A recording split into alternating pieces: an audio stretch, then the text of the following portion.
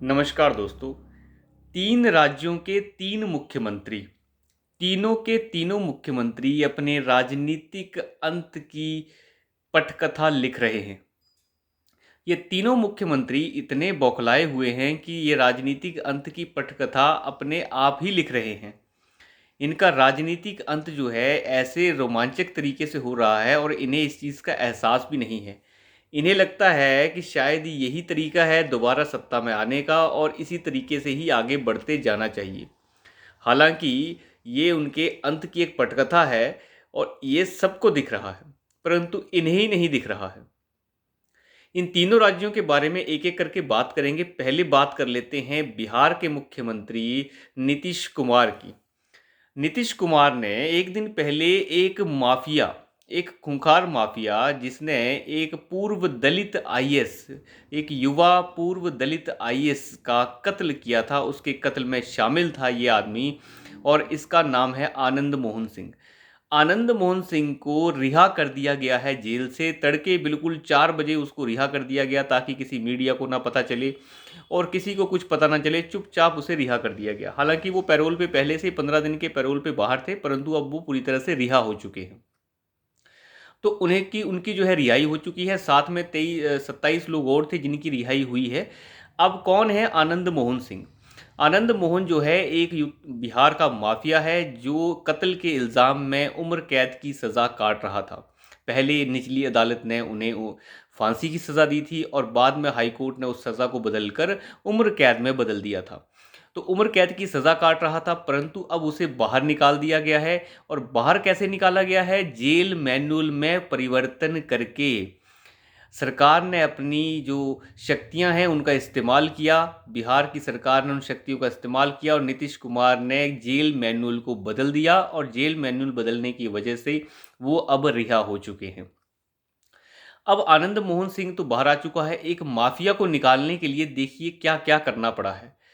अब ये हो क्यों रहा है? ये हो रहा है जेडीयू की वजह से और आरजेडी के कॉम्बिनेशन की वजह से। जेडीयू की तरफ से इतना ज़्यादा प्रेशर जो है क्यों फील किया गया है, इसके बारे में मैं आपको बता देता हूँ। देखिए, आरजेडी के बहुत करीबी रहे हैं मोहन जी। अब जो मोहन जी माफिया हैं, हमारे बड़े ही प्यारे माफिया जो बड़े ही अच्छे लग रहे हैं आजकल जेडीयू और आरजेडी को, ये आरजेडी के बहुत करीब रहे हैं। तेजस्वी यादव के बहुत ज़्यादा प्रेशर करने के बाद ही नीतीश कुमार को मजबूरन जो है आनंद मोहन सिंह को बाहर निकालना पड़ा है। अब आपको तो पता ही है, नीतीश कुमार जो है एक दल बदलू नेता है। ऐसा पाखंड से भरा नेता जो पता नहीं किस किस के साथ गठबंधन कर ले, बस उसे सत्ता में आना है। 5-6 बार तो भारतीय जनता पार्टी के साथ गठबंधन कर चुका है और उसके बाद जो है आरजेडी के साथ भी गठबंधन कर चुका है, लालू की पार्टी के साथ। बस उन्हें मुख्यमंत्री बनना है, बाकी चाहे जो मर्जी जहां मर्जी जाए। सुशासन बाबू की जो उसकी एक इमेज है वो पूरी तरह से नीतीश कुमार की अब खराब हो चुकी है। वो उन लोगों का साथ देने के लिए तैयार हैं। एक बार तो उन्हें गाली निकालते हैं कि आरजेडी भ्रष्टाचारी है, ये है वो है, और उन्हीं के साथ हो जाते हैं। कभी बीजेपी को कहते हैं कि ये सांप्रदायिक पार्टी है और उसी के साथ 5 बार मिलकर सीएम बन जाते हैं। तो अब हिसाब लगाइए इस आदमी का। इन्होंने जेल मैनुअल को बदलकर एक माफिया को बाहर निकाल दिया और इसके पीछे चेष्टा और मंशा सिर्फ इतनी है कि राजपूत वोट जो हैं आनंद मोहन सिंह के बाहर निकालने से उन्हें मिल जाएंगे। आरजेडी की मंशा ये है कि हमने बाहर निकलवाया है, ये हमें भी फ़ायदा मिलेगा, और नीतीश कुमार ने बाहर कर दिया तो इनको लगता है कि राजपूत वोट इससे मिलेगा। परंतु ऐसा कुछ नहीं होता है। वहाँ की जनता जो है कोई इतनी बेवकूफ़ नहीं है कि एक माफिया बाहर आएगा और उसकी खुशी में जो है राजपूत सारे इकट्ठे होकर वोट दे देंगे। ऐसा कुछ नहीं होने वाला है। और इसके बगावती जो तेवर हैं वो पार्टी के अंदर से, और जो गठबंधन में पार्टियां शामिल हैं उन्होंने भी शुरू कर दिए हैं। वो कह रही हैं हमारे माफिया को भी बाहर निकालिए जो हमारे लोग अंदर भरे पड़े हैं। कुछ इस तरीके की हरकतें शुरू हो गई हैं। आप ये हिसाब लगाइए कि एक मुख्यमंत्री अपनी राजनीतिक इच्छा शक्ति के लिए और राजनीतिक भविष्य के लिए ये सोच रहा है कि मैं माफियाओं को जेल से बाहर निकालने की तैयारी करूं और इनसे जो है राजपूत वोट ले लूं। इसे कहते हैं अपने पाँव पर कुल्हाड़ी मारना। जिस समय देश और प्रदेश बदलने की कोशिश कर रहे हैं, माफियाओं को मिट्टी में मिलाया जा रहा है, तो इस तरीके की हरकतें जो है नीतीश कुमार जो सुशासन बाबू के नाम से जाने जाते हैं वहाँ देखने को मिल रही है। सभी को पता है कि वो माफिया किस तरीके का है और किस तरीके से जो है उसके ऊपर इल्ज़ाम है, सज़ा काट रहा है और उन्हें बाहर निकालने का काम किया जा रहा है। देखिए, कोई इस तरीके से भी नहीं है कि उन्हें बाहर निकलना ही था, बाहर निकल गया है आदमी, तो इसका मतलब ये है कि जानबूझकर ऐसे परिवर्तन करके ऐसे लोगों को बाहर निकाला जा रहा है। खैर, नीतीश कुमार तो अब जाने वाले हैं, ये सबको पता है और सब कुछ तय है। भारतीय जनता पार्टी उनसे अलग हो चुकी है और अलग से चुनाव का खेल खेल रही है। तो अब जो है सुशासन बाबू जो हैं पूरी तरह से भ्रष्टाचारी बाबू बन चुके हैं और वो पूरी तरह से गुंडई बाबू बन चुके हैं। जो हाल बिहार का आजकल है वो बहुत ही भयानक है दोस्तों। दूसरे मुख्यमंत्री की बात करते हैं, दूसरे हैं ममता बनर्जी। ममता बनर्जी के होश फाख्ता हैं 2 दिन से। कल जो है ममता बनर्जी पूरी तरह से फँस गई क्योंकि ममता बनर्जी को 2 बड़े झटके लगे हैं। पहला बड़ा झटका तो ये उन्हें हाई कोर्ट ऑफ कलकत्ता से लगा है। कलकत्ता हाई कोर्ट ने ये कहा है कि नेशनल इन्वेस्टिगेटिंग एजेंसी एनआईए जो है रामनवमी के दौरान हुई हिंसा की जांच करेगी। शुभेंदु अधिकारी जो हैं वहाँ पे विपक्ष के जो नेता हैं भारतीय जनता पार्टी के, उन्होंने एक याचिका दायर की थी कोर्ट में कि इसकी जांच करवाई जाए, जिसके बाद हाई कोर्ट राज़ी हो गया और एनआईए से जांच के आदेश हाई कोर्ट ने दे दिए हैं। ये बहुत बड़ी बात है दोस्तों।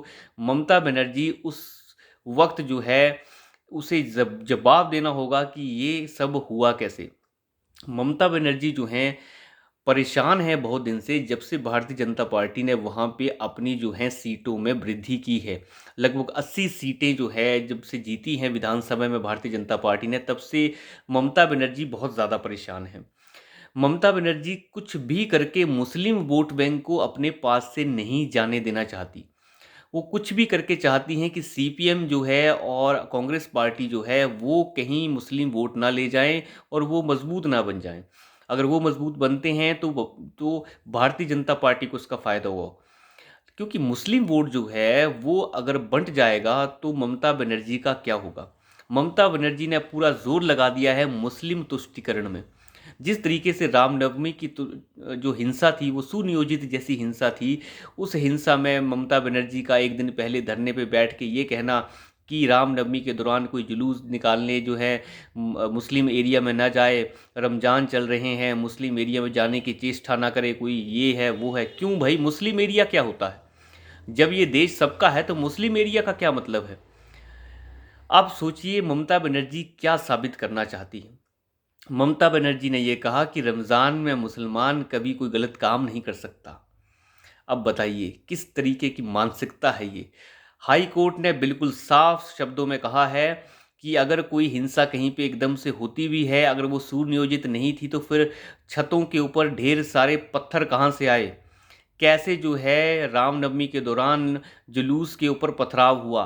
वो इतने सारे पत्थर क्या एक ही मिनट में इकट्ठे हो गए? तो ये सुनियोजित हिंसाएं जो जिस तरीके से बंगाल में हो रही हैं, और बंगाल में जैसे ही चुनाव जीतने के बाद जो हिंसाएं हुई, रेप की हिंसा और बलात्कार की हिंसा के बाद जो है कई तरह के मर्डर्स की हिंसा, जिंदा जलाने की हिंसा, जिसकी जांच सीबीआई ऑलरेडी कर रही है, ये सारे के सारे जो है ममता बनर्जी के गले के फंदे बनने वाले हैं दोस्तों। और बहुत जल्द जो है ममता बनर्जी इन सभी फंदों में फंसने वाली हैं। उन्हें लग रहा है कि मुस्लिम तुष्टीकरण से वो निकल कर बाहर आ जाएंगी, तो मुस्लिम तुष्टीकरण जो है उनकी नैया को पार नहीं लगा पाएगा। हर एक बुराई का अंत नज़दीक होता है और वो अंत नज़दीक आ रहा है दोस्तों।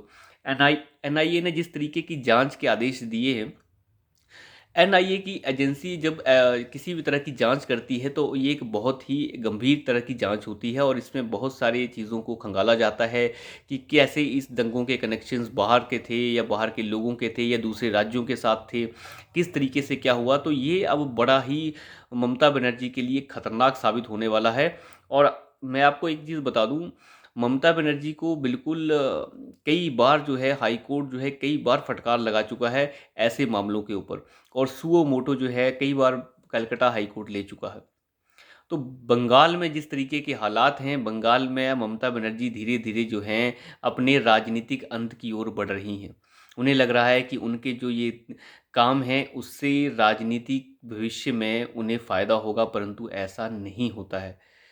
हर चीज़ का एक अंत है और इसका भी अंत नज़दीक है। दूसरा झटका उन्हें लगा है, जो उनके दाहिने बाहिने हाथ सब कुछ है, अनुव्रत मंडल जो इस वक्त तिहाड़ जेल में बंद हैं, ईडी की हिरासत में हैं, उन्हें जो है उनकी बेटी को हिरासत में ले लिया गया है दोस्तों। काफ़ी दिन से ईडी हिरासत में लेने की कोशिश कर रही थी, परंतु हमेशा ही वो मामला टल गया, लेकिन अब उसे हिरासत में ले लिया गया है। और अनुव्रत मंडल जो गो तस्करी के एक किंग पिन हैं, अब उनका नंबर जो है ईडी ने पूरी तरह से लगा दिया है और अब वो तोते की तरह बोलेंगे दोस्तों। तीसरे मुख्यमंत्री की बात कर रहे हैं और वो भी राजनीतिक अंत की ओर बढ़ रहे हैं। बड़ी जल्दी ऊपर गए थे, अब बड़ी जल्दी नीचे आ रहे हैं। उनका नाम है अरविंद केजरीवाल, जो आजकल फंसे हुए हैं 45 करोड़ के बंगले के चक्कर में। वो जवाब नहीं दे रहे हैं, वो बाहर नहीं आ रहे हैं अपने घर से कि 45 करोड़ का बंगला कैसे तैयार हो गया। ऐसी रेनोवेशन जिसमें 45 करोड़ रुपए लग जाएं, वो किस तरीके की रेनोवेशन होगी दोस्तों। एक आम मुख्यमंत्री, चप्पल में बाहर जाने वाला, बिना बाथरूम जाने वाला, वो बोतल लेके जंगल में जाने वाला मुख्यमंत्री इतना 45 करोड़ का रेनोवेशन कराता है, तो आप सोचिए कि किस तरीके का मुख्यमंत्री होगा वो। मुझे लगता है कहीं सोने के चम्मच से भी ना खाना शुरू कर दिया हो अरविंद केजरीवाल ने। तो अरविंद केजरीवाल को भी आज बहुत बड़ा झटका लगा है। मनीष सिसोदिया की जो बेल पिटीशन थी, बेल जो मांग रहे थे, वो उसे कोर्ट ने दोबारा से रिजेक्ट कर दिया है। ईडी की हिरासत में भी हैं, वो सीबीआई की हिरासत में भी हैं। दोनों जो है उनसे पूछताछ कर रही हैं, उनकी बेल बार बार रिजेक्ट हो रही है। जो स्पेशल कोर्ट जो नागपाल जी का है, सीबीआई का कोर्ट, उस कोर्ट ने राउस एवेन्यू कोर्ट ने ये कहा है कि बाहर जाकर ये सबूतों से छेड़खानी करेंगे। और एजेंसियों ने भी ये कहा कि जो जांच चल रही है वो अब बिल्कुल नज़दीकी हो चुकी है, वो काफ़ी आगे पहुंच चुकी है और इस जगह के ऊपर मनीष सिसोदिया को बेल नहीं दी जा सकती। ये किंग पिन है पूरे के पूरे जो शराब घोटाला हुआ है उसका। तो शराब घोटाले में मनीष सिसोदिया की बेल फिर से रिजेक्ट हो गई है। उनके वकीलों ने बहुत सारी बातें रखी, बीवी बीमार है, ये है वो है, लेकिन अब कुछ नहीं हो रहा है। उन्हें जो है अब बेल नहीं मिलेगी और उन्हें 13 मई तक फिर से जो है न्यायिक हिरासत में भेज दिया गया है दोस्तों। अब उनकी बेल तो समझ लीजिए भूल जाइए। अब वो गए लंबे समय के लिए। अब जो है जांच ऐसी जगह पे जा रही है जहां से मनीष सिसोदिया की वापसी बहुत मुश्किल है और अरविंद केजरीवाल ये बड़े अच्छे से जानते हैं। इसीलिए वो 5-6 दिन से बिल्कुल चुप हैं, शांत हैं। हर चैनल उनसे पूछ रहा है लेकिन वो बिल्कुल शांत और चुप हैं, बाहर ही नहीं आ रहे हैं, ना उनके बारे में कुछ, किसी के बारे में कुछ नहीं बोल रहे हैं। उन्हें पता है कि इस वक्त बोलना बेकार है, जब मामला ठंडा हो जाएगा, थोड़ा घर का मामला ठंडा हो जाए उसके बाद देखेंगे। तो फिलहाल अरविंद केजरीवाल का बहुत बुरा हाल है। तो ये तीनों मुख्यमंत्री, अरविंद केजरीवाल, ममता बनर्जी और बिहार के मुख्यमंत्री नीतीश कुमार, ये तीनों के तीनों मुख्यमंत्री बड़े ही एक जैसे हैं देखने में। मुस्लिम तुष्टीकरण में भी ये लगे हैं, कैसे तुष्टीकरण किया जाए, भ्रष्टाचारियों को बचाने में ये लगे हैं, माफियाओं को ये बचाने में लगे हैं। ये तीनों के तीनों जो हैं अपनी राजनीतिक अंत की पटकथा अपने ही हाथों से लिख रहे हैं दोस्तों। और इन्हें लगता है कि नहीं, इसी से हम बाहर आएंगे और उभर कर आएंगे और हम जो है दोबारा से जीत जाएंगे। परंतु ऐसा नहीं होता, ऐसा नहीं होता, क्योंकि अब जो है लोग जो है अपनी मानसिकता बदल चुके हैं और वो सब जानते हैं कि कौन सच्चा है और कौन झूठा। तीनों के तीनों मुख्यमंत्रियों को जो है बड़ी ही जल्दी इसका एहसास भी हो जाएगा और अगर एहसास नहीं भी हुआ तो जनता जो है एक ऐसा एहसास उन्हें दिलाएगी जो दोबारा किसी भी मुख्यमंत्री के लिए देखना और उसके बारे में सोचना भी बहुत मुश्किल हो जाएगा। क्योंकि ये जो भी हो रहा है अभी, सब लोग बड़े ध्यान से सुनते हैं और जो जनता होती है उसका जो एक विचार होता है वो सबसे अलग होता है, उसका कोई पता नहीं लगा सकता। जनता जो है वो जनता जनार्दन होती है, वो सब समझती है, भले टीवी चैनल्स, न्यूज़ चैनल्स कुछ भी दिखाएं, उससे कुछ नहीं होता। जनता इतनी समझदार होती है कि वो हमेशा ही पता लगा लेती है गलत कौन है और सच्चा कौन। तो अरविंद केजरीवाल हों, चाहे ममता बनर्जी हों, चाहे नीतीश कुमार हों, कोई जो है माफियाओं को बाहर निकाल रहा है, कोई कह रहा है कि हिंदू जो है हिंसावादी होते हैं, मुस्लिम बहुत अच्छे होते हैं, कोई कह रहा है कि भ्रष्टाचारी हम नहीं हैं, हमने भ्रष्टाचार नहीं किया है, हम 45 करोड़ के बंगलों में रह रहे हैं। तो देखिए सब जो हैं झूठ की चादर में लिपटे हुए हैं और सबका अंत जो है अब बिल्कुल नज़दीक है। तो अभी के लिए इतना ही। धन्यवाद।